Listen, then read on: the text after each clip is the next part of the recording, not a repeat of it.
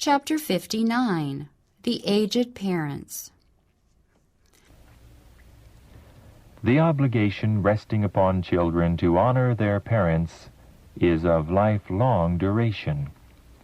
If the parents are feeble and old, the affection and attention of the children should be bestowed in proportion to the need of father and mother. Nobly, decidedly, the children should shape their course of action, even if it requires self-denial, so that every thought of anxiety and perplexity may be removed from the minds of the parents. Children should be educated to love and care tenderly for father and mother. Care for them, children, yourselves, for no other hand can do the little acts of kindness with the acceptance that you can do them. Improve your precious opportunity to scatter seeds of kindness. Our obligation to our parents never ceases. Our love for them and theirs for us is not measured by years or distance, and our responsibility can never be set aside. Let children carefully remember that at the best, the aged parents have but little joy and comfort. What can bring greater sorrow to their hearts than manifest neglect on the part of their children? What sin can be worse in children than to bring grief to an aged, helpless father or mother? After children grow to years of maturity, some of them think their duty is done in providing an abode for their parents. While giving them food and shelter, they give them no love or sympathy. In their parents' old age, when they long for expression of affection and sympathy, children heartlessly deprive them of their attention. There is no time when children should withhold respect and love from their father and mother. While the parents live, it should be the children's joy to honor and respect them. They should bring all the cheerfulness and sunshine into the life of the aged parents that they possibly can. They should smooth their pathway to the grave. There is no better recommendation in this world than that a child has honored his parents, no better record in the books of heaven than that he has loved and honored father and mother.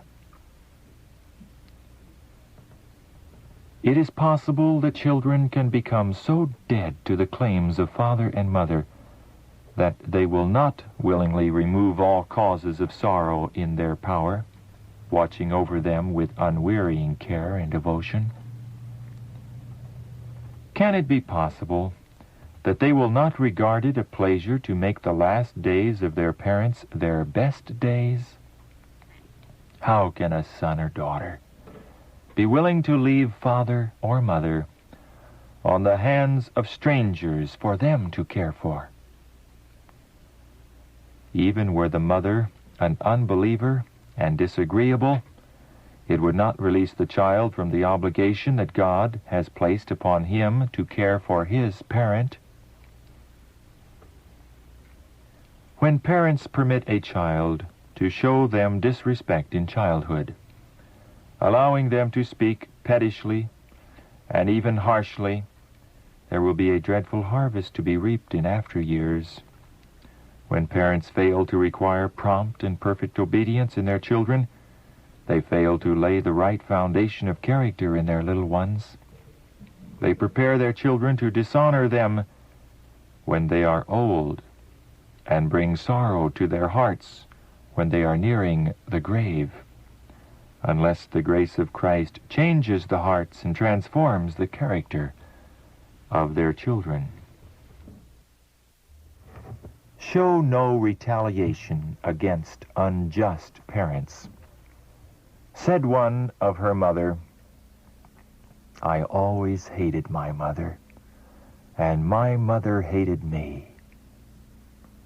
These words stand registered in the books of heaven to be opened and revealed in the day of judgment, when everyone shall be rewarded according to his works. If children think that they were treated with severity in their childhood, will it help them to grow in grace and in the knowledge of Christ? Will it make them reflect his image, to cherish a spirit of retaliation and revenge against their parents, especially when they are old and feeble? Will not the very helplessness of their parents plead for the children's love? Will not the necessities of the aged father and mother call forth the noble feelings of the heart, and through the grace of Christ, shall not the parents be treated with kind attention and respect by their offspring? Oh, let not the heart be made as adamant as steel against father and mother. How can a daughter professing the name of Christ cherish hatred against her mother, especially if that mother is sick and old? Let kindness and love, the sweetest fruits of Christian life, find a place in the heart of children toward their parents. Be patient with infirmities. Especially dreadful is the thought of a child turning in hatred upon a mother who has become old and feeble, upon whom has come those infirmities of disposition attendant upon second childhood. How patiently, how tenderly should children bear with such a mother. Tender words which will not irritate the spirit should be spoken. A true Christian will never be unkind, never under any circumstances be neglectful of his father or mother, but will heed the command, "Honor thy father and thy mother." God has said, "Thou shalt rise up before the hoary head, and honor the face of the old man." Children, let your parents, infirm and unable to care for themselves, find their last days filled with contentment, peace, and love. For Christ's sake, let them go down to the grave, receiving from you only words of kindness, love, mercy, and forgiveness.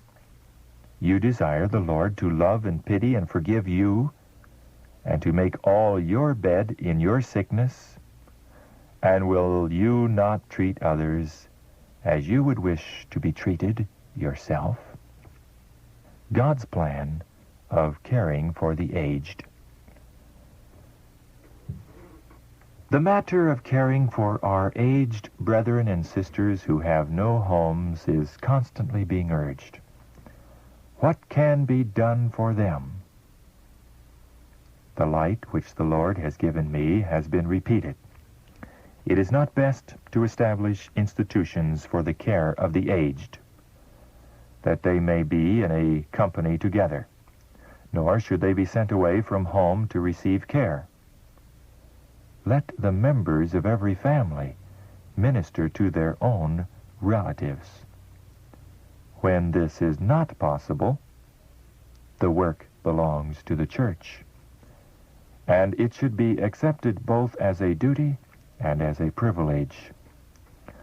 All who have Christ's Spirit will regard the feeble and aged with special respect and tenderness. A privilege that brings satisfaction and joy. The thought the children have ministered to the comfort of their parents is a thought of satisfaction all through the life, and will especially bring them joy when they themselves are in need of sympathy and love.